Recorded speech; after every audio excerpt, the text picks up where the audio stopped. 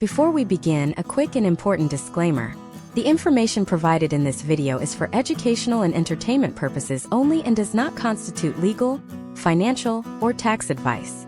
Every individual situation is unique, and laws regarding domestic relations and asset distribution vary significantly by state and jurisdiction. You should not act or refrain from acting based on any content in this video without first consulting with a qualified professional, such as a licensed attorney or a certified financial planner, in your specific area. We are discussing historical trends, case studies, and potential outcomes based on publicly available data, not providing a blueprint for your specific legal case. Please conduct your own due diligence before making any major life or financial decisions. The American dream is currently being liquidated in family courts across all 50 states, and most men do not realize they are part of a massive, silent redistribution of wealth until the first motion is filed. While the media focuses on the $84 trillion wealth transfer happening between generations, there is a secondary, equally significant transfer happening horizontally.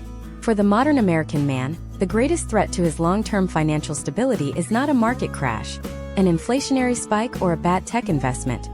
It is the intersection of outdated domestic laws and the evolving landscape of U.S. wealth distribution. Statistics show that the average man's standard of living can drop by nearly 21% following a divorce, while his net worth is often halved or worse. Yet the strategy most men use to navigate this crisis is based on emotion rather than a cold, calculated understanding of the macroeconomic reality. This is not just a personal crisis, it is a structural one. In this deep dive masterclass, we are pulling back the curtain on how the U.S. legal system treats accumulated assets in the 21st century.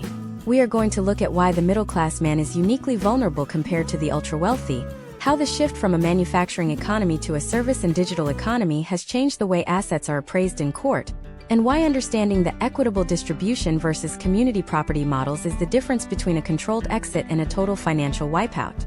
By the time we finish this 10-part series, you will understand the intersection of domestic law and macroeconomics in a way that allows you to approach your situation with clinical precision rather than panic. To understand why divorce is such a potent force in U.S. wealth distribution, we have to look at where the money actually sits in America today. The Federal Reserve's data on the distribution of household wealth shows that the top 10% of households hold approximately 67% of the total wealth. For men in this bracket, or even those in the top 25%, a divorce isn't just about dividing a bank account, it's about the fragmentation of complex assets like 401ks, brokerage accounts, real estate equity, and business valuations. In many cases, these assets are not liquid. You cannot simply cut a house in half or split a private medical practice down the middle without destroying the underlying value of the asset itself. This creates a liquidity trap where men are often forced to sell assets at the worst possible time, during a market downturn or a high interest rate environment, just to satisfy a court-ordered settlement. Historical trends suggest that the legal framework governing these splits was designed for a 1950s social structure that no longer exists. Back then, wealth was often tied to a single income stream and a pension. Today, wealth is tied to volatile equity, restricted stock units, and digital assets. Yet, the courtrooms often apply archaic formulas to these modern instruments. For example, consider a case study of a mid-career professional in a high-cost-of-living area like Northern Virginia or Silicon Valley. His primary wealth isn't in his checking account. It is in the $300,000 of home equity and $500,000 in a diversified retirement portfolio. In an equitable distribution state, a judge isn't looking for a 50-50 split. They are looking for what they deem fair, which can take into account future earning potential, the length of the marriage, and the standard of living established during the union. This fairness often results in the man losing the very engine of his future wealth, his compounding interest, at the exact moment he needs it most to rebuild. We also have to address the rise of the gray divorce. Data indicates that divorce rates for those over the age of 50 have doubled since the 1990s. For men in this demographic, the financial stakes are astronomical because there is no time left to recover. When a 55-year-old man loses half of his retirement nest egg, he loses the benefit of 30 years of compounding. He is effectively forced to rejoin the workforce with the intensity of a 25-year-old, but without the physical or temporal runway to make it back. This is a massive component of U.S. wealth distribution that is rarely discussed in economic circles: the deaccumulation of the baby boomer male. Furthermore, we must analyze the sheconomy and how it impacts the legal landscape. Women now control a significant and growing portion of U.S. wealth, and more women are the primary breadwinners in American households than ever before. However, the legal system has been slow to catch up to this reality. Many men still find themselves paying lifestyle maintenance or alimony based on a model where the wife had no earning capacity, even if the reality of their specific marriage was a dual-income partnership. This leads to a scenario where the man's post-divorce potential outcomes are tethered to his past income levels, regardless of his current mental health, job stability, or the changing economy. The problem this video series solves for you today is the information gap. Most men go into a divorce hearing relying on what their friend told them or what they saw on a television drama. They treat it like a moral battle where the truth will set them free. The reality is that family court is a business transaction conducted in a high-stakes emotional theater. If you do not understand how the U.S. wealth distribution data affects your specific bracket, you are essentially flying blind into a storm. We are going to break down the specific steps you need to take to audit your own life. We will look at how to categorize assets into separate versus marital, how to value sweat equity in a business you started during the marriage, and how to handle the psychological warfare that often leads men to make financial concessions just to make the process end faster. Concessions that can cost them hundreds of thousands of dollars over the next decade. This is a deep dive into the mechanics of the American legal and financial machine. We aren't here to give you platitudes or tell you that everything will be fine. We are here to look at the hard data, the historical precedents, and the step-by-step realities of preserving your legacy in an era where the system is designed for redistribution. We will examine the Tax Cuts and Jobs Act, and how its changes to alimony deductibility fundamentally altered the math of divorce for high earners. We will look at the valuation of degrees and enhanced earning capacity as assets. This is the masterclass you were never supposed to have, because a man who understands the math is a man who cannot be easily manipulated by the process. We are starting with the foundation, understanding exactly what is at stake in the current American economy. To understand the financial survival of a man in 2026, we have to look at the two distinct legal maps of the United States: community property states and equitable distribution states. This is the fork in the road that determines the trajectory of your next 30 years. Imagine a professional named Michael living in Austin, Texas, in 2026. Michael has spent the last decade building a successful cybersecurity consultancy. He married in 2016, and now, 10 years later, the marriage is dissolving. Because Texas is a community property state, the law operates on a relatively simple, yet potentially devastating mathematical premise. Almost everything acquired from the date of the marriage to the date of the divorce is owned 50-50. In Michael's case, he assumed that because the business was in his name and he was the one working 80-hour weeks while his spouse pursued independent interests, the business was his. However, in a community property jurisdiction, the court generally does not care about who clocked the hours or whose name is on the LLC filing. They look at the calendar. If the value of that business grew by $2 million during the marriage, that $2 million is viewed as a joint achievement. Historical trends in these states show that judges have very little discretion to deviate from a 50-50 split of the marital estate. For Michael, this means he might be forced to buy out his spouse's 50% interest in a business that hasn't even hit its full liquidity event yet. To do this in 2026, with interest rates remaining structurally higher than the previous decade, Michael would have to take out a massive loan against his own future earnings just to keep the doors of his company open. This is the horizontal wealth transfer in its purest form. Now, contrast Michael with a man named Christopher living in Miami, Florida, also 2026. Florida is an equitable distribution state. Here, the word equal is replaced by the word fair. On the surface, fair sounds better, but for a high-earning man, it often introduces a level of volatility and unpredictability that can be far more expensive than a straight 50-50 split. In equitable distribution states, the court uses a multi-factor test to decide who gets what. They look at the duration of the marriage, the economic circumstances of each spouse, and the contribution of each spouse to the marriage, including contributions as a homemaker. If Christopher has a high net worth but his spouse has spent the last decade out of the workforce, a judge in 2026 might decide that a fair split is actually 60-40 in favor of the spouse to ensure they can maintain a standard of living similar to what was enjoyed during the marriage. Case studies from recent Florida filings suggest that equitable does not mean a clean break. It often means a complex unraveling of assets where the higher earner is penalized for their own success. Christopher might keep the business but lose the primary residence, the vacation home, and a significant portion of his liquid brokerage accounts. One of the most dangerous traps for men in 2026 is the concept of commingling, or what some legal scholars call transmutation. This is how separate property, assets you owned before you ever said I do, becomes marital property. Imagine if Michael had an inheritance of $200,000 from his grandfather in 2018. He kept it in a separate account for 2 years, but in 2020, he decided to use that money to pay down the mortgage on the family home or to renovate the kitchen. By doing so, Michael likely transmuted that separate asset into a marital one.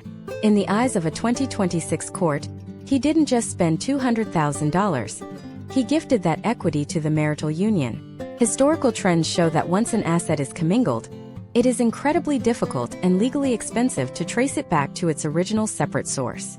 We also have to look at the 2026 housing market. For the average American man, the primary residence represents the largest chunk of his net worth. In the current economic climate, many couples are sitting on home equity that has ballooned due to the inventory shortages of the early 2020s. However, because mortgage rates are significantly higher now than they were when the home was purchased, the person who keeps the house is often taking on a liability they can no longer afford. If the court orders the house to be sold to split the equity, both parties are forced back into a rental market or a purchase market where their buying power has been slashed by 60%. This is why we are seeing a rise in nesting arrangements or delayed sales, which keep men tethered to their former spouses for years after the legal decree is signed. Another deep dive layer is the valuation of professional goodwill. If you are a doctor, lawyer, or business owner, the court in 2026 isn't just looking at your equipment and your bank balance.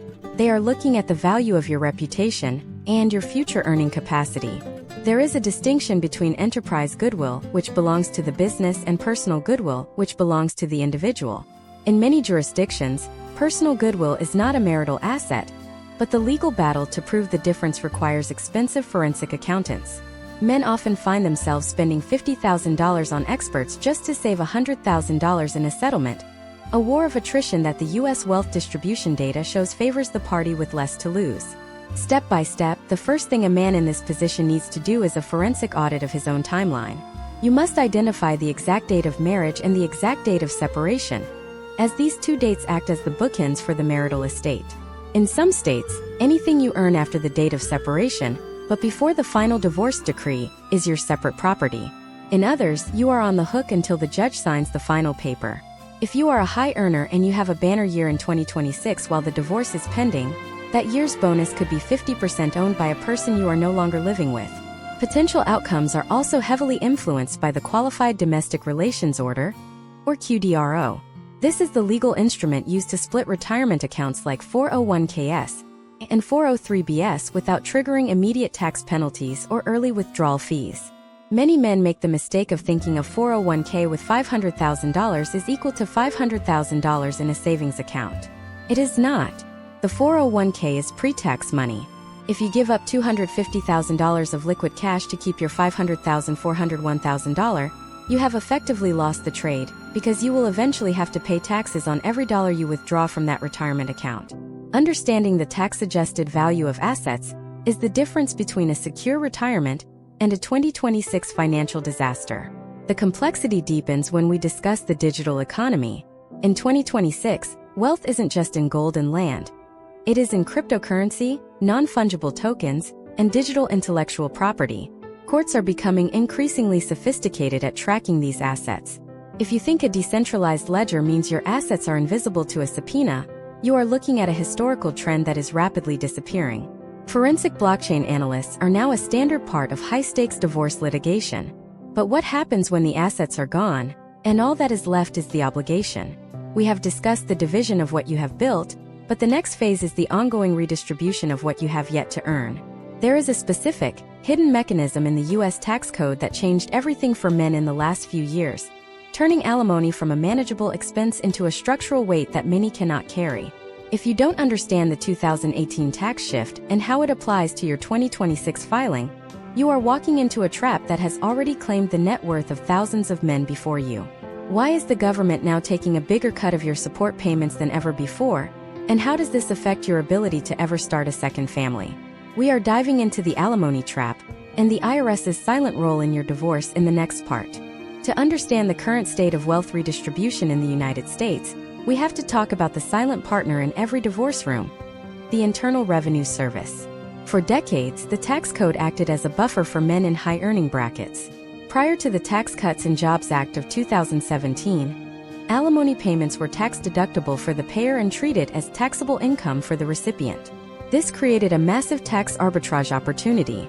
If a man in the 37% tax bracket paid $50,000 in alimony to an ex-spouse in a 15% bracket, the family unit as a whole saved a significant amount of money in taxes, which often made settlements easier to reach. However, as we sit here in 2026, we are living in the full-scale reality of a post-deductibility world. For any divorce finalized after December 31, 2018, that deduction is gone. This shift represents one of the most aggressive, yet least discussed, transfers of wealth from high-earning individuals to the federal government and the receiving spouse simultaneously. Imagine a man named David living in Seattle in 2026. David is a senior software architect earning $300,000 a year. Under the old tax rules, if David were ordered to pay $60,000 a year in alimony, he could deduct that entire amount from his gross income. His taxable income would drop to $240,000, saving him roughly $22,000 in federal taxes. In the 2026 reality, David pays that $60,000 with after-tax dollars. To put $60,000 into his ex-spouse's hand, David actually has to earn nearly $95,000 of gross income, assuming a combined federal and state tax rate of roughly 35%. The IRS takes $35,000, the ex-spouse takes $60,000, and David is left with the bill for both. This is the math that is catching men off guard across the country. Historically, this has led to a scenario where the payer's effective tax rate skyrockets, sometimes exceeding 50% when you factor in the loss of deductions and the fixed cost of support. This tax shift has fundamentally altered the negotiation table. In 2026, case studies show that settlements are becoming harder to reach because the financial pie has been artificially shrunk by the tax code. When the government stops subsidizing divorce through deductions, it essentially places 20 to 30% surtax on the dissolution of marriage for the higher earner. For the U.S. wealth distribution, this means that capital that once stayed within the broader family structure for the benefit of children's education or future investments is now being redirected into the federal treasury. For the individual man, it means his ability to rebuild his net worth post-divorce is significantly hampered by a recurring, non-deductible expense that functions like a second private income tax. But the tax implications are just the first layer of the redistribution. We must also address the concept of the double dip, a phenomenon that has become a flashpoint in family courts in 2026. This occurs most frequently with business owners and professionals. Let's look at a case study involving a man named Robert, who owns a specialized medical imaging practice in Atlanta. During the property division phase of the divorce, the court hires a forensic accountant to value Robert's practice. The accountant determines the business is worth $2 million based on its historical earnings. Robert is then forced to give his spouse $1 million in other assets, perhaps the equity in their home and a large portion of his liquid savings, to keep his business intact. The double dip happens in the next phase, alimony. After the business has been valued and divided as an asset, the court then looks at the very same income that was used to value the business to determine Robert's ability to pay alimony. Historically, legal scholars have argued that this is fundamentally unfair. You are treating the same stream of income as both an asset to be divided and a source of ongoing support. However, in 2026, many jurisdictions still allow this practice under the guise of equitable distribution. Robert is effectively buying his business back from his spouse for $1 million, and then paying a percentage of that same business's future profits back to the spouse in perpetuity. This creates a structural wealth drain that makes it nearly impossible for small business owners to achieve the same level of capital accumulation they enjoyed during the marriage. Step by step, the way to analyze this risk is to look at the capitalization rate used in your business valuation. If an expert uses a low cap rate, they are projecting that your income will remain high and stable for a long time, which inflates the current value of the business. If the court then uses that same high income figure to set a permanent or long-term alimony award, you are trapped in a mathematical pincer move. Potential outcomes in these scenarios often involve the man being forced to sell the business a few years later, because the combined weight of the debt taken on to pay the property settlement and the ongoing alimony payments exceeds the actual cash flow of the company. Furthermore, we have to discuss the 2026 impact of inflation on these fixed obligations. Most alimony and child support orders are set in nominal dollars, not real dollars. While some orders have cost of living adjustments, many do not. If we see a period of high inflation, the payer's own cost of living, rent, groceries, fuel, increases, but his support obligation remains a fixed, high-priority lien on his income. If his wages do not keep pace with inflation, the support payment consumes a larger and larger percentage of his remaining discretionary income.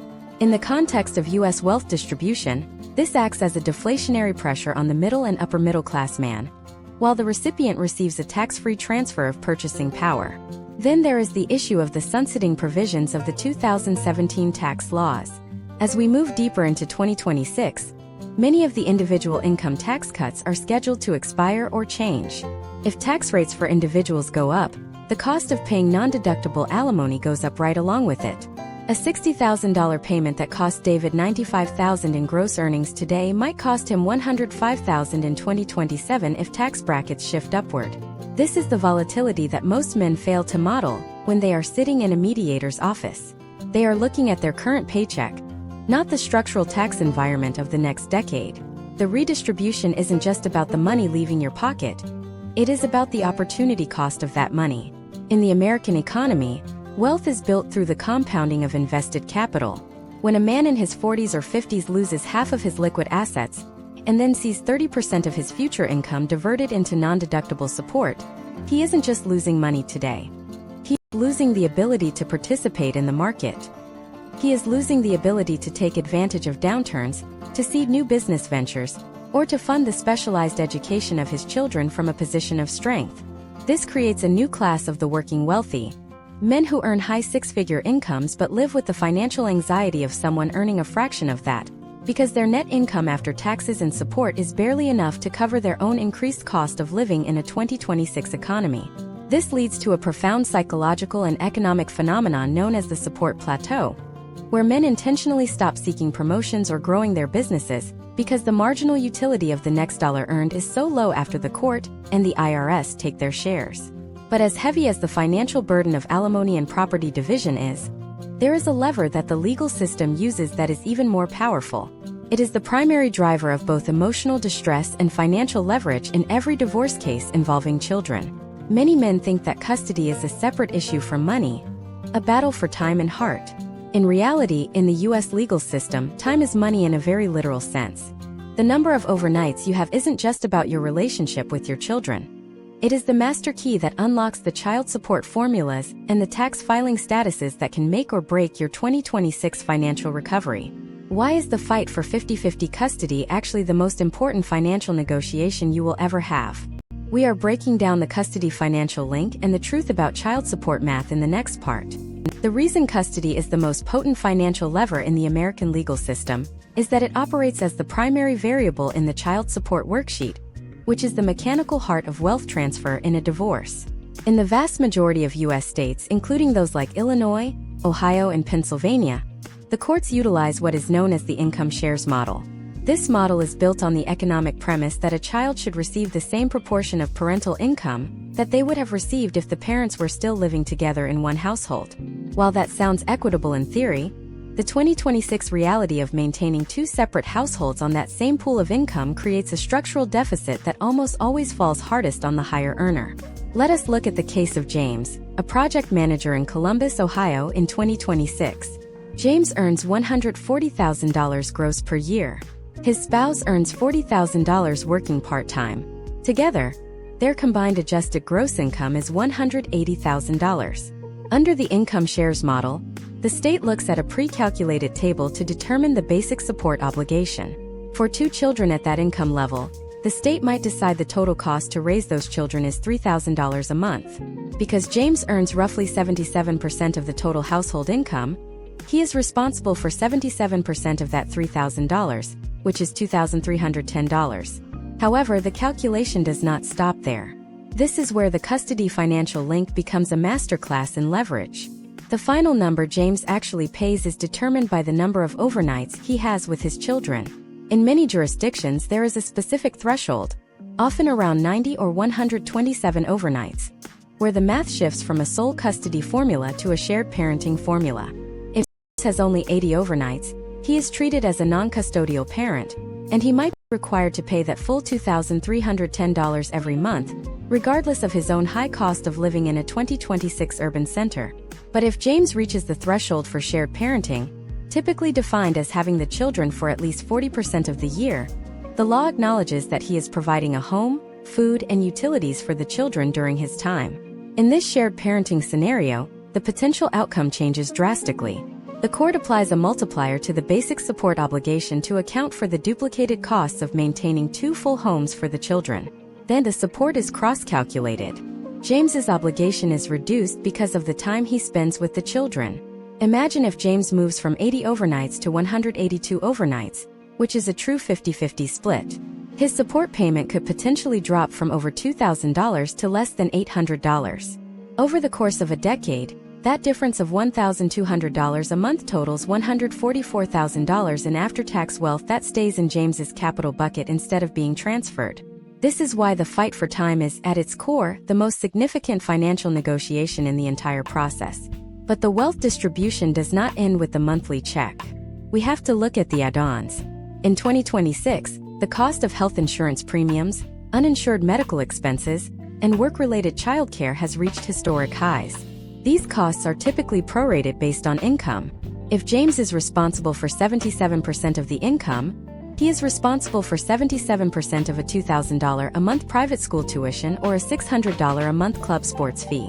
When a man loses the leverage of 50-50 custody, he often loses the ability to have a say in these expenses. He becomes an ATM for a lifestyle he no longer oversees. Historical trends show that the legal system often defaults to the status quo. If, during the period of separation, James agrees to a temporary schedule where he only sees the kids on weekends to avoid conflict, he is inadvertently setting a financial baseline. In 2026, courts are increasingly focused on the best interests of the child, but they are also heavily reliant on what is working now. If the status quo is James paying high support with low time, the burden of proof to change that math falls entirely on him. This is a classic case of the high-stakes open loop. Once the temporary order is signed, the financial trajectory is often locked in for years. Then there is the tax dimension of the custody financial link. In the U.S., the right to claim a child as a dependent, and thus claim the child tax credit and the head of household filing status, is fundamentally a custody issue.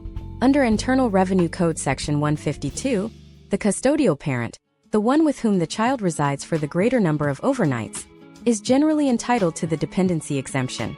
While the 2017 tax changes temporarily reduced the value of personal exemptions to zero, the head of household status remains one of the most valuable tools for wealth preservation in 2026.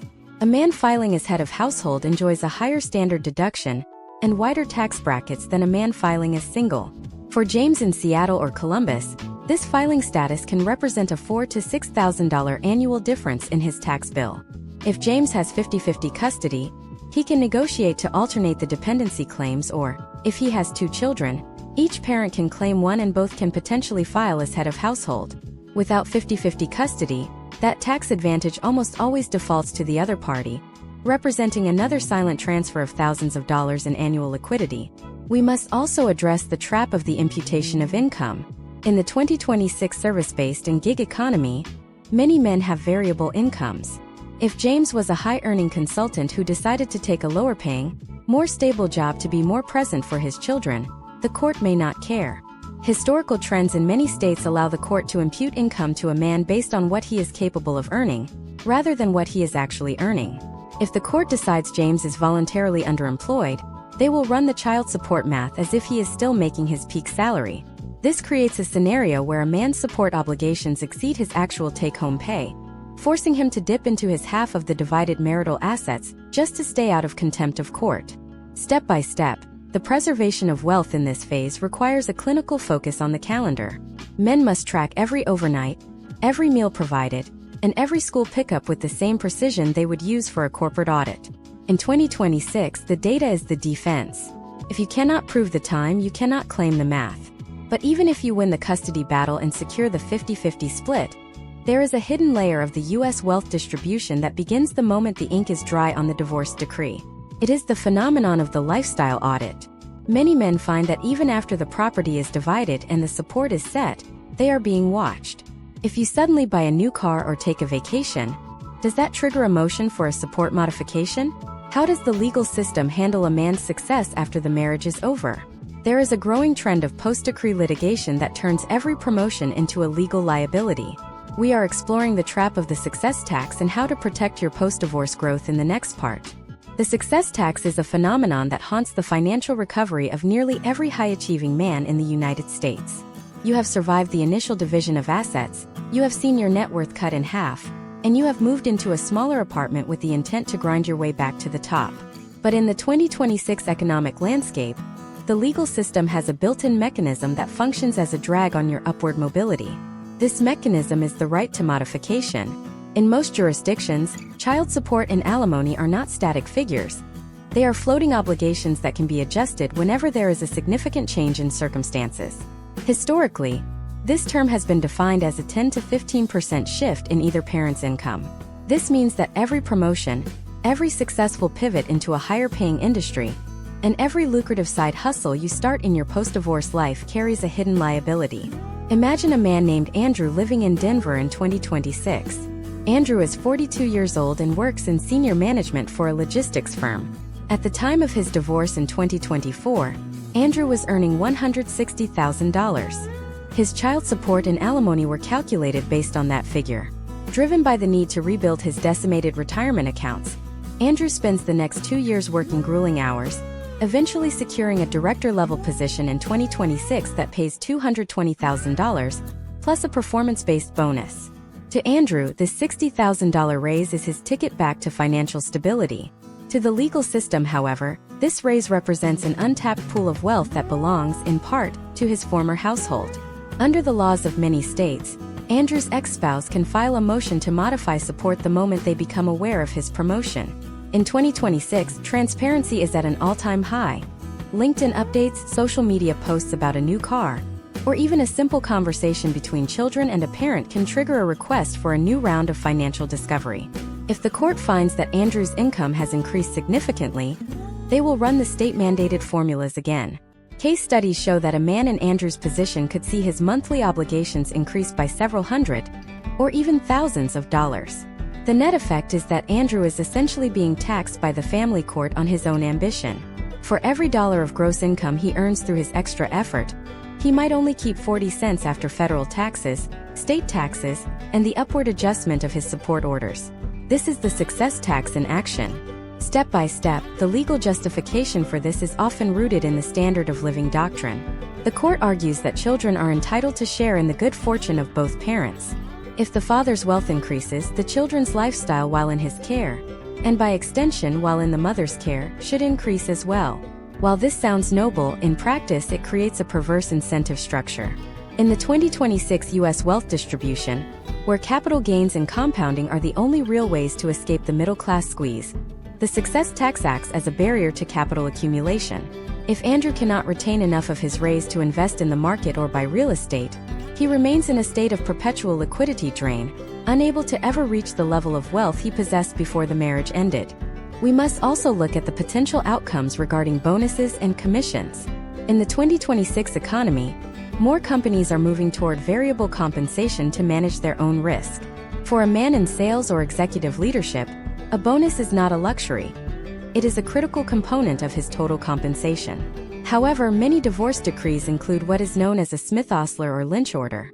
These are supplemental support orders that require a man to pay a straight percentage of any income earned above his base salary, often including bonuses, overtime, and even the vesting of restricted stock units. Historically, these percentages can range from 15 to 35%. When you combine this with a top-tier marginal tax rate, a man might find that a $50,000 hard-earned bonus results in less than $15,000 in his own pocket. This leads to the support plateau, a psychological and economic state where men intentionally stop pursuing growth. Why take on the stress of a more demanding role if the legal system will simply redistribute the majority of the financial reward? This is a massive unmeasured drag on the U.S. economy.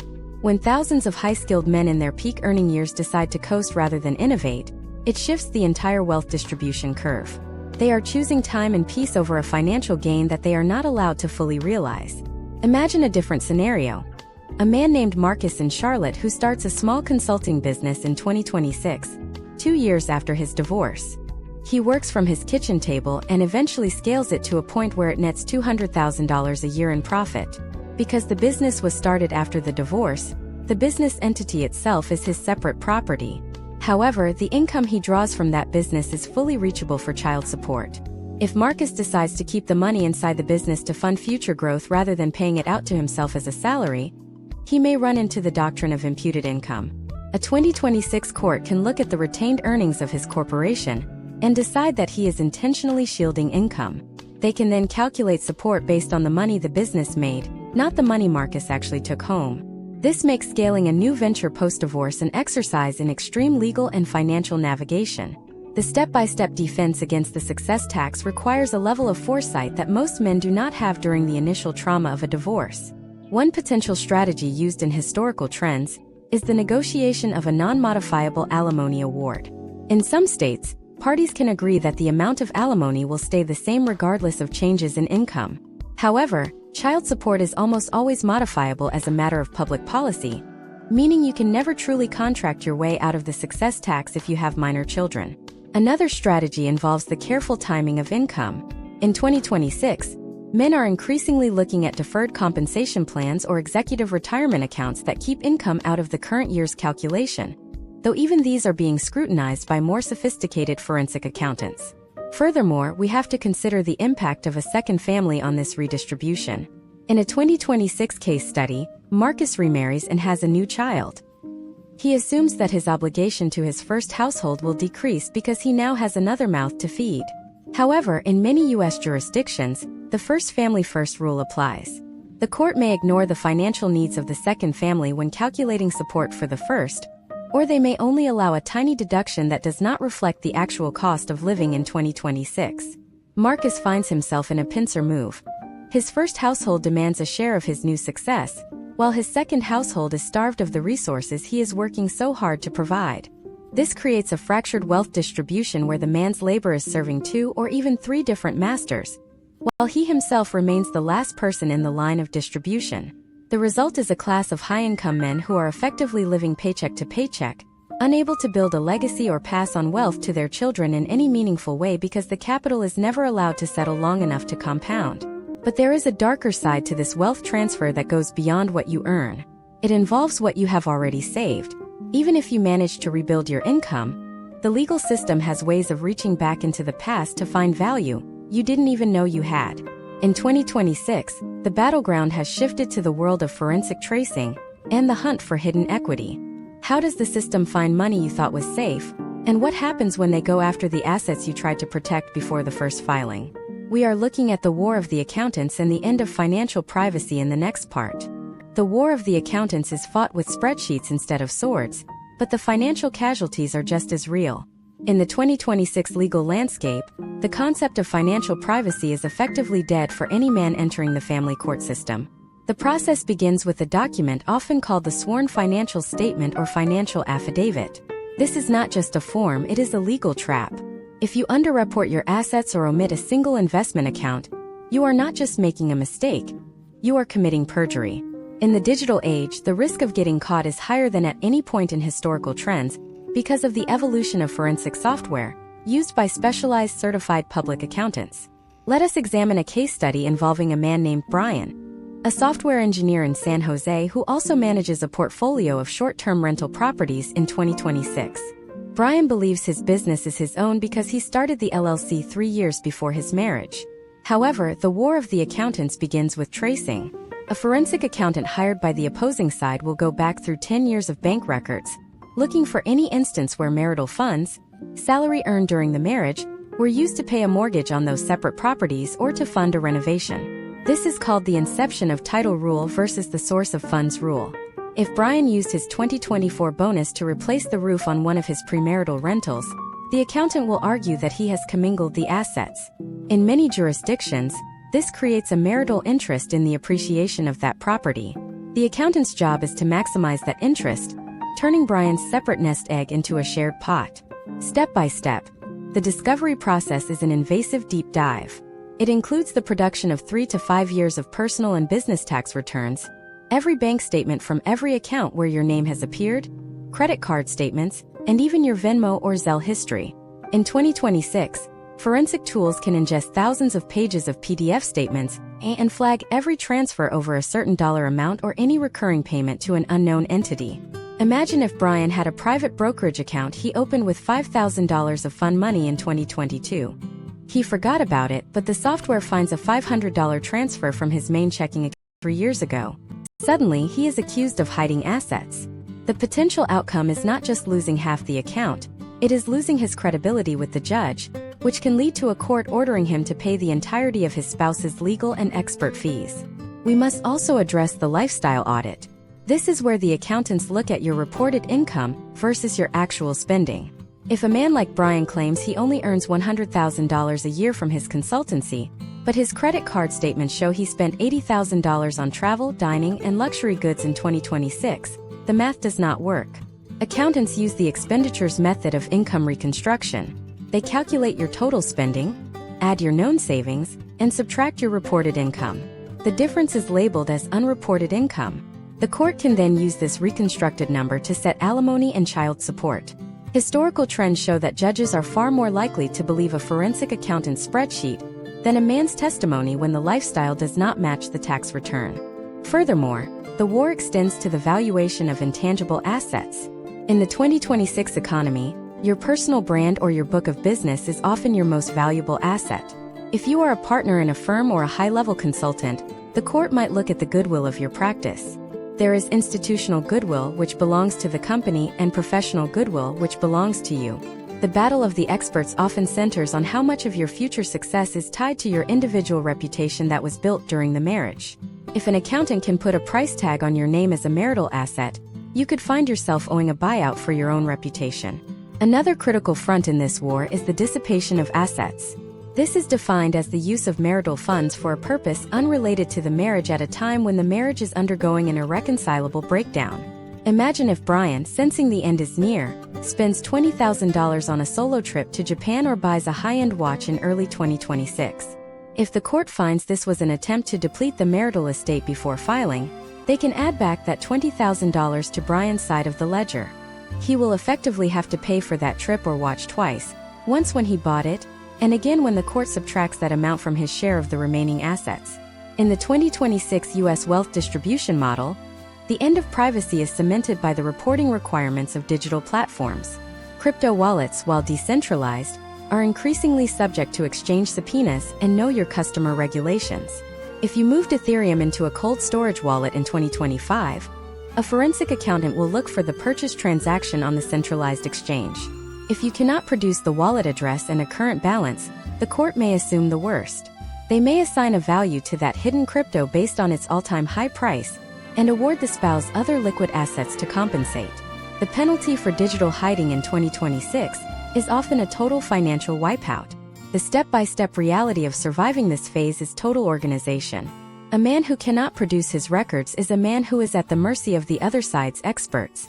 In 2026, the winners of the forensic war are those who maintain a clean paper trail. You must be able to prove which funds were separate, which were marital, and where every dollar went. The cost of this defense is astronomical. It is not uncommon for a high-net-worth divorce in 2026 to involve forensic accounting fees ranging from $20,000 to over $100,000. This is part of the wealth redistribution. The friction of the legal system itself consumes a significant portion of the family's net worth. But what happens when the accountants are done, and the judge has made their ruling? The redistribution does not just stop at the bank account. It enters the realm of your future. For many men, the final decree is not the end of the drain, but the beginning of a long-term lien on their life. The 2026 reality is that even after you have been audited and divided, you are still bound by the golden handcuffs of your own earning potential. We are moving from the war of the past to the burden of the future. Why is the modern divorce decree effectively a lifelong partnership where you do all the work but only keep a fraction of the profit? We are diving into the permanent lien and the reality of post-divorce servitude in the next part. The concept of the permanent lien is the most sobering reality for the high-achieving American man in 2026. When you sign a divorce decree, you are often under the impression that the transaction is complete, that the assets have been divided, and that you are now free to build a new life. However, historical trends in the United States family court system suggest that for many men, especially those who were in long-term marriages of 15 years or more, the decree is actually the establishment of a lifelong financial partnership where the roles are fundamentally unequal. In this partnership, you provide 100% of the labor, take 100% of the professional risk, and bear 100% of the stress, yet you are legally required to remit a significant portion of the harvest to a silent partner who no longer shares in your costs, your struggles, or your home. Imagine a man named Gregory living in Chicago in 2026. Gregory is 52 years old and serves as a senior vice president for a global manufacturing firm. He was married for 24 years before the divorce was finalized in early 2025. Because of the duration of the marriage and the significant disparity in income, the court in Illinois classified this as a long-term union, which often leads to what was historically called permanent alimony, now frequently referred to as indefinite spousal support. Gregory earns $400,000 a year. Under the specific guidelines used in his jurisdiction, he is ordered to pay $8,000 a month in spousal support. To the casual observer, Gregory is still a wealthy man. But the 2026 macroeconomic reality tells a different story. Step by step, we have to look at Gregory's effective income. After federal and state taxes in a high-tax state like Illinois, his $400,000 salary is immediately reduced. Because his divorce was finalized after the 2018 tax law changes, he cannot deduct a single penny of that $96,000 in annual alimony from his taxes. He is paying that money with after-tax dollars. When you subtract the $96,000 in support and the approximately $140,000 in total taxes, Gregory is left with about $164,000. While this is still a comfortable sum, Gregory is now living on the net income of someone earning roughly $220,000. Yet he is performing the high-stress, 60-hour-per-week labor required of a $400,000 executive. This is the permanent lien in action. It creates a massive gap between the effort expended and the reward retained. This leads to the phenomenon of post-divorce servitude. In a 2026 economic environment characterized by high housing costs and persistent inflation, Gregory finds that he cannot afford to scale back. If he experiences burnout or wants to transition to a less demanding role at a nonprofit or a smaller firm, he cannot simply choose to earn less. His alimony obligation is a fixed cost, a lien that does not care about his mental health or his desire for a career change. If he voluntarily takes a lower-paying job, the court can find that he is shirking his support obligation and continue to hold him to the higher payment based on his imputed earning capacity. He is essentially trapped in his current tax bracket, forced to maintain a level of output that serves the lien first and his own needs second. Case studies from across the United States show that this lien also acts as a massive barrier to future wealth creation. Imagine a man named Nathan in Phoenix who wants to start a specialized engineering consultancy in 2026. Nathan has a brilliant idea and the expertise to execute it, but he is carrying a $4,000 a month alimony lien from a previous marriage. When Nathan goes to a bank to secure a small business loan or seeks out venture capital, the investors look at his personal financial statement. They see a fixed, non-deductible monthly liability of $4,000 that must be paid regardless of whether his startup turns a profit. To an investor, Nathan represents a higher risk. To a bank, his debt-to-income ratio is skewed. The lien on his past life prevents him from taking the risks necessary to build his future. In the context of U.S. wealth distribution, this means that the capital that should be fueling new American enterprises is instead being diverted into consumption in a different household. We must also examine the 2026 reality of cohabitation and remarriage. Historically, alimony was designed to end when the recipient remarried.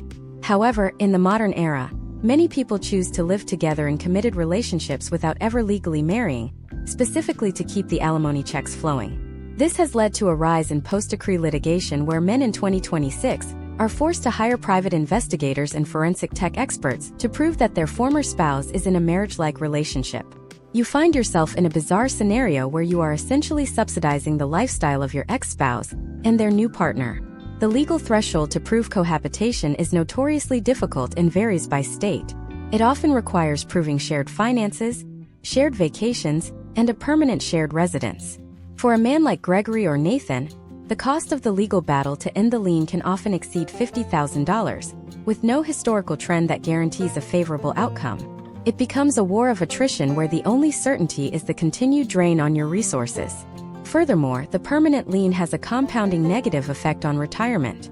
In 2026, most men realize that Social Security will only cover a fraction of their needs. They must rely on their 401k and brokerage accounts. But if a man is remitting 20 to 30% of his net income in support, he has significantly less capital to invest during the prime compounding years of his 50s. He is not just losing the money he pays out today.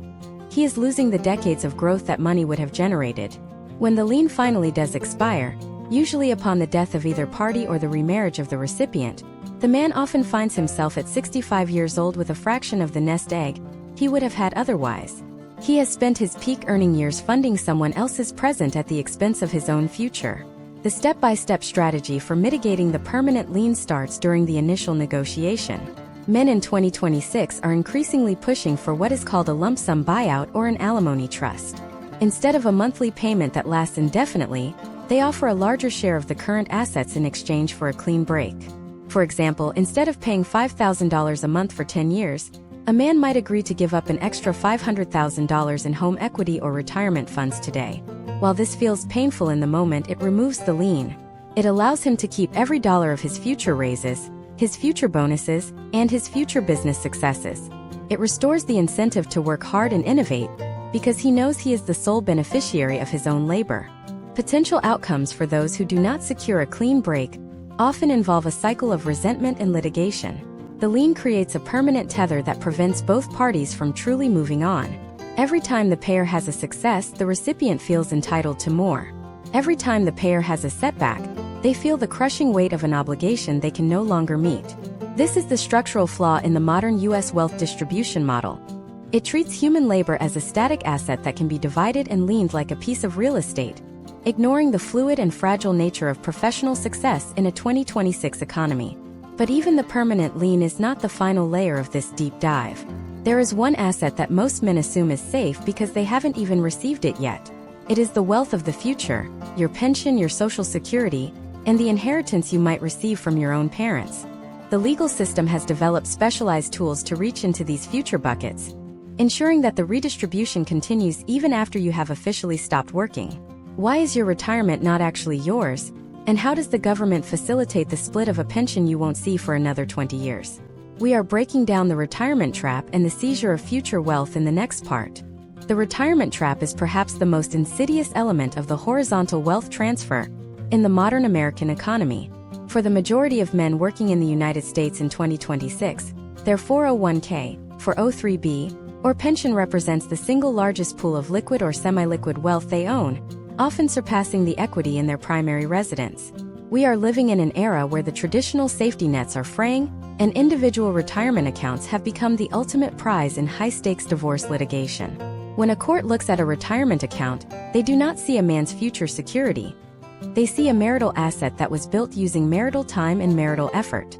This perspective ignores the reality that for the man, that account represents thousands of hours of overtime, decades of stress, and the intentional sacrifice of current consumption for future survival. Imagine a man named Robert, a 55-year-old engineer in Michigan, who has worked for the same aerospace firm for 30 years. Robert has been married for 25 of those years. As he prepares for his final decade in the workforce in 2026, his 401k has reached a balance of $1.2 million. In the eyes of the Michigan legal system, and many similar jurisdictions across the country, nearly 83% of that account is considered marital property because 83% of his service time occurred during the marriage. Through a legal instrument known as a Qualified Domestic Relations Order, or QDRO, the court has the power to carve that account into two distinct pieces. Step by step, the QDRO process is a mechanical surgical strike on your future.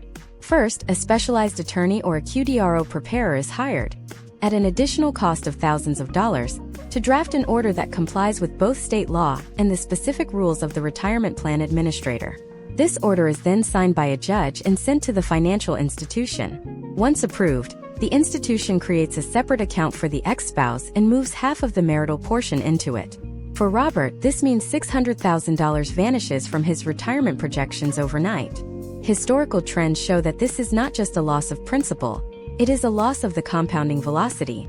In the 2026 market environment, where volatility is the norm, losing half of your capital at age 55 means you have effectively lost the ability to recover before the standard retirement age of 67. Robert's potential outcomes shift from a comfortable retirement to a scenario where he must work well into his 70s just to maintain a fraction of his planned standard of living. But the trap goes deeper when we look at defined benefit pensions, which are still common in the public sector, military, and legacy manufacturing. Here, the court often applies the Majoska's formula, or a similar coverture fraction. The math is simple but devastating. The number of years of marriage during the pension earning period is divided by the total number of years of service. If Robert had a pension and was married for 25 of his 30 years of service, the marital portion is over 83%. His spouse is then awarded half of that, meaning more than 41% of every pension check Robert receives for the rest of his life will be diverted before it ever hits his bank account. Furthermore, many decrees in 2026 require the man to select a joint and survivor annuity option. This is a crucial detail that many men overlook. By selecting this option to ensure the ex-spouse continues to receive payments if the man dies first, the monthly benefit is often reduced by another 10 to 15%.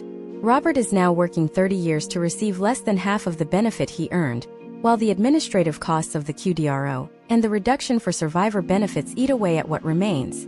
This is a massive component of U.S. wealth distribution, the fragmentation of institutional wealth into smaller, less efficient pools that cannot generate the same long-term economic stability. We also have to address the 2026 reality of Social Security. Many men believe that because Social Security is a federal program, it is safe from the divorce court. While a judge cannot directly divide your Social Security check, the federal government has built its own redistribution mechanism. Under the 10-year rule, if a marriage lasted a decade or longer, a divorced spouse is entitled to claim benefits based on the ex-spouse's earnings record, provided they are at least 62 and currently unmarried. While this does not reduce the man's own benefit, it represents a structural extension of his economic value to a household he is no longer part of. In the context of wealth distribution, the higher earner's career is essentially being used as a secondary insurance policy for the state to provide for the lower earner. Then there is the issue of future wealth, specifically inheritances. Imagine a man named Thomas in 2026 whose father passes away, leaving him a substantial family estate including a house and a brokerage account. Thomas is currently in the middle of a protracted divorce. He assumes this money is his separate property. However, historical trends in legal cases show that the protection of an inheritance is incredibly fragile. If Thomas uses even a small portion of that inheritance to pay a joint credit card debt, or if he deposits the funds into a joint checking account for even 48 hours, he has potentially commingled the asset. In many states, the mere act of using separate wealth to benefit the marital union transmutes that wealth into a marital asset. The forensic accountants we discussed in earlier parts will hunt for these moments of commingling with predatory precision. In 2026, the burden of proof is on the man to show that every dollar of his inheritance remains segregated and untouched by the marriage. If he fails that proof, he is effectively giving his ex-spouse a windfall from his own family's legacy. Step by step, the defense against the retirement and inheritance trap requires a strategy of isolation. Men are increasingly using separate property trusts or entering into postnuptial agreements, though these are often heavily scrutinized in 2026. Another strategy is the use of an offset. If Robert wants to keep his entire pension, he may have to give up a larger share of the home equity or liquid cash today. This is a high-stakes gamble on your own longevity. If you give up $300,000 in cash today to keep a pension that pays $3,000 a month, you have to live at least 10 years past retirement just to break even. In a 2026 world where life expectancy trends are fluctuating, this is a calculation fraught with risk. The redistribution of future wealth is the final blow to a man's financial autonomy. It ensures that the economic consequences of a marriage dissolution follow him into the grave.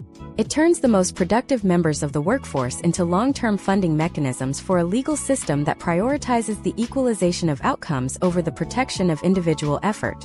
We have looked at the assets, the taxes, the custody, and the future liens.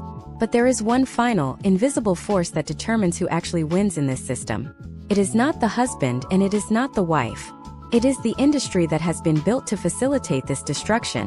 Why is the divorce industry in the United States a multi-billion-dollar machine that thrives on conflict? And how do the incentives of the professionals involved ensure that your wealth is liquidated, rather than preserved? We are exposing the divorce industrial complex and the true cost of the legal war in the next part. The divorce industrial complex is a multi-billion-dollar machinery designed to thrive on the friction of human relationships. In the United States, divorce is not merely a legal procedure. It is a major economic sector that operates with its own set of incentives, players, and financial gravity. In 2026, the cost of a contested divorce for a high-earning man frequently eclipses the cost of a luxury education or a significant real estate down payment. This is because the incentives of the system are fundamentally decoupled from the interests of the family unit. While you and your spouse may want a resolution, the professionals surrounding the case, the attorneys, the mediators, the forensic accountants, and the court-appointed experts, are incentivized by the process itself. Imagine a man named William, a senior product lead in Chicago in 2026. William has a combined marital estate worth roughly $1.5 million. When the divorce filing begins, he pays an initial $10,000 retainer. His spouse does the same. Within 3 months, that $20,000 is gone. This occurs because every phone call, every email, every review of a financial document, and every short hearing is billed in 6-minute increments. In 2026, top-tier family law attorneys in major U.S. hubs are billing between $500 and $900 per hour. If William's attorney and his spouse's attorney engage in a contentious exchange of letters regarding a relatively minor asset, that single argument can cost $3,000 in billable time. This is the microliquidation of wealth. Step by step, the reality of this escalation is often triggered by the motion practice. A motion is a formal request for the court to do something, such as order temporary support, set a visitation schedule, or compel the production of documents. Each motion requires a drafted document, a response from the other side, a rebuttal, and a hearing. Historical trends show that for every $100 in a marital estate, the legal system can consume between 10 and 30% of it through sheer administrative friction if the case is aggressively litigated. For William, a $1.5 million estate could easily see $300,000 vanish into legal fees and expert costs. This is not just money being moved from the husband to the wife. It is money being permanently removed from the family's net worth and transferred to the legal services industry. In 2026, the technology used in these legal wars has become terrifyingly efficient. Forensic firms now use AI-driven scrapers that can reconstruct a man's life through every digital footprint he has left over the last decade. They do not just look at bank statements, they look at geolocation data from photos, metadata from deleted files, and even the sentiment analysis of private messages to argue for things like marital waste or dissipation of assets. If William spent money on a dinner 3 years ago that was not for his family, the tech will find it. The cost for this service is often a flat fee plus an hourly analysis rate, adding another $5,000 to $10,000 to the bill. This is a specialized form of the forensic tech drain that creates a high barrier to entry for a clean financial break. The role of the guardian ad litem or a court-appointed custody evaluator is another massive financial drain. In 2026, these professionals are often appointed when there is a high-conflict custody dispute. Their job is to represent the best interests of the children. However, the cost of these evaluators, often psychologists or seasoned attorneys, is usually split between the parents. A full custody evaluation can range from $15,000 to $30,000. They conduct interviews, visit homes, and review school records. For William, this is another massive after-tax expense. The irony of the divorce industrial complex is that by the time the best interests of the child are determined, the parents may have spent the children's entire college fund on the professionals tasked with protecting them. Historical trends in U.S. wealth distribution suggest that this industry acts as a massive siphon. To visualize the impact, consider the following breakdown of a typical contested high-net-worth divorce in 2026. Legal fees for husband, $120,000. Legal fees for wife, $110,000. Forensic accounting, $45,000. Custody evaluation, $25,000. Mediation and court costs, $10,000. Total value liquidated, $310,000. This $310,000 represents the loss of over 20% of William's total estate before a single asset is even divided. This is capital that is no longer compounding in a 401k, no longer funding a startup, and no longer providing a safety net for his children. The system is essentially a conflict as a service model. The more hostile the communication, the more legal intervention is required. In 2026, Many law firms use client portals that track every message. If a man responds to an angry text from his spouse with another angry text, he has just created a billable event. That exchange will be screenshotted, included in a motion, and argued in court. The industry capitalizes on the fact that men in the midst of a divorce are often at their most vulnerable and reactive. The ultimate revenue driver for the divorce industrial complex is the trial. Only about 5% of cases actually go to a final trial, but the entire 18-month process is structured as a countdown to that event. Trial preparation is the most lucrative phase for legal firms. It involves witness preparation, exhibit lists, trial briefs, and dozens of hours of coordination. A 5-day trial can cost a man like William an additional $50,000 to $100,000 in a single week. The fear of this cost is often used as a blunt instrument in negotiations, leading men to agree to unfavorable long-term support terms just to avoid the immediate liquidation of their remaining liquid assets. When we look at the U.S. wealth distribution, we must account for this massive diversion of capital. Billions of dollars are flowing annually from the household sector to the legal and professional services sector. This capital, which would otherwise be invested in the stock market, real estate, or small businesses, is instead consumed by a process that produces no tangible economic value other than the redistribution of existing assets.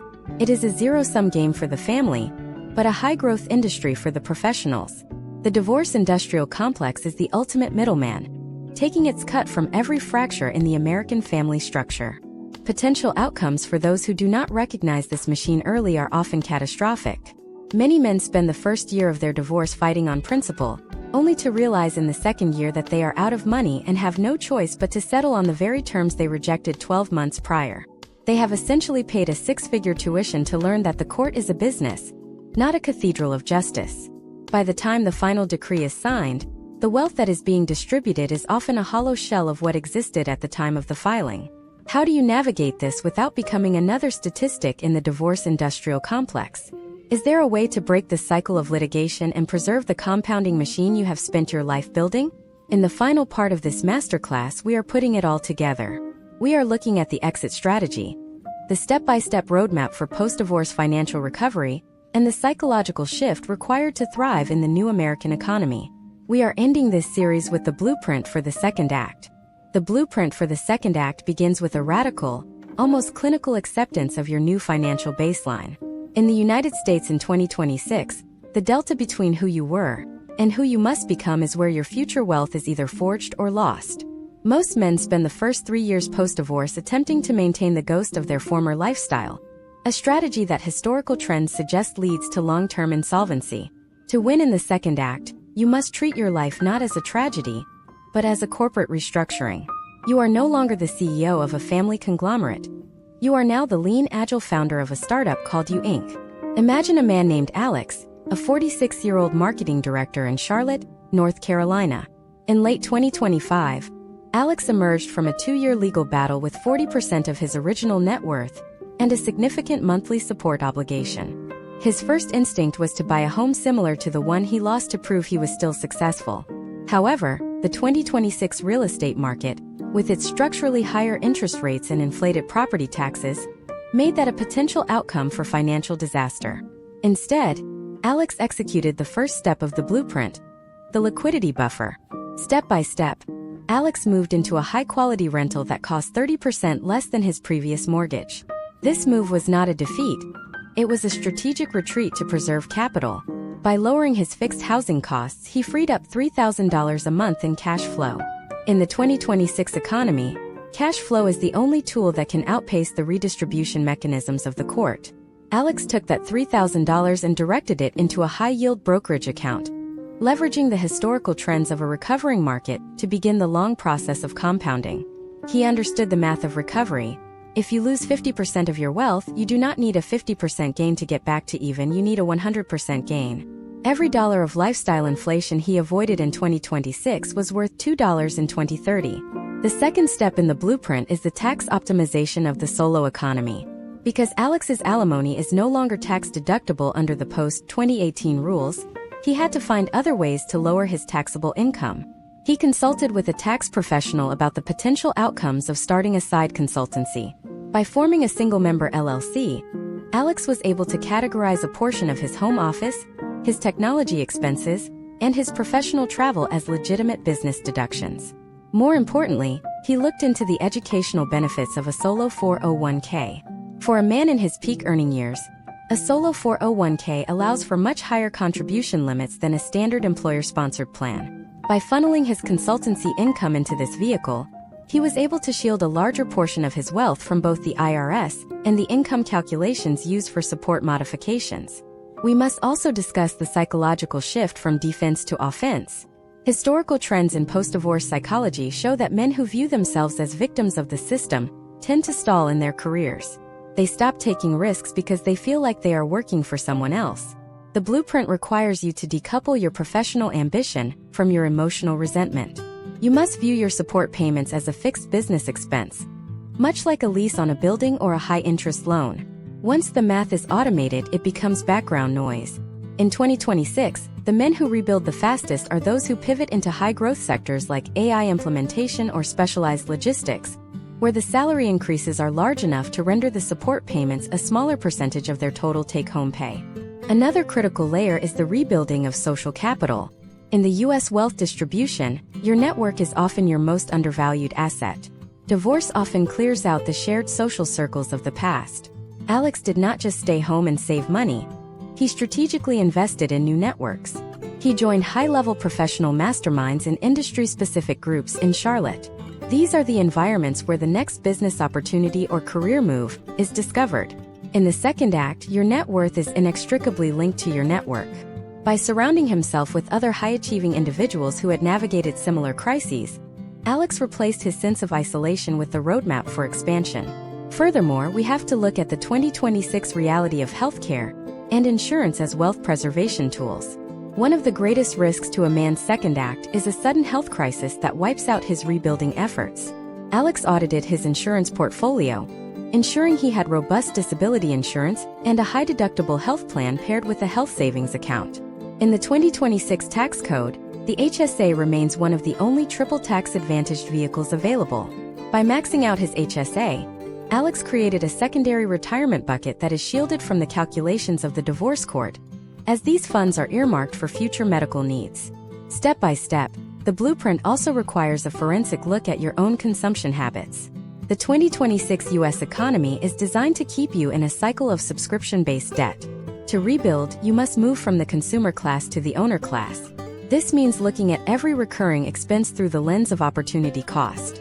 If Alex spends $500 a month on luxury subscriptions and dining, he is not just spending $6,000 a year.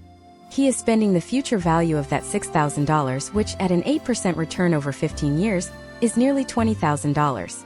For a man rebuilding in his 40s or 50s, those $20,000 chunks are the difference between retiring with dignity or working until 90. The final stage of the blueprint is the concept of Legacy 2.0. Many men feel they have lost the ability to provide for their children after a divorce. This is a fallacy. By rebuilding your own financial fortress, you are creating a more stable environment for your children in the long run. You are teaching them the most valuable lesson of the 2026 economy: resilience and financial literacy. Alex began to involve his children in age-appropriate discussions about budgeting and investing, turning his own recovery into a masterclass for the next generation. He realized that wealth is not just the balance in the bank account. It is the knowledge of how to create and protect that balance. This 10-part masterclass has taken us through the dark corridors of the U.S. legal system, the tax traps of the IRS, the custody financial link, and the industrial complex that thrives on conflict. We have seen the math of the permanent lien and the seizure of future wealth. But the core message of this series is that while the system is designed for redistribution, it cannot redistribute your drive, your intellect, or your ability to start again. The American economy in 2026 remains a place of immense opportunity for those who can navigate the legal minefields with clinical precision. You have the roadmap. You have the case studies. You have the data. The first act of your life may have ended in a courtroom, but the second act is written by you in your office, in your brokerage account, and in your new home. This is the end of our deep dive into the intersection of divorce and wealth distribution, but it is the beginning of your financial reconstruction. The question is no longer what you lost, but what you will build with what remains. If you are ready to move from survival to mastery, the next phase of your journey starts with a single, calculated step toward your new baseline. The tools of the 2026 digital economy are in your hands. Use them. The redistribution may have taken your past, but it cannot have your future unless you give it permission. Stand up, audit your life, and execute the blueprint. While this series on the mechanics of divorce ends here, a much larger question remains for the American man seeking to thrive in the years ahead. In an era where traditional structures are being dismantled, how do you protect your new wealth from the next wave of economic shifts? We will be exploring the future of asset protection and the rise of the private family office in our next series. The war for your wealth never truly ends. The tactics just evolve. Stay disciplined. Stay focused. Rebuild.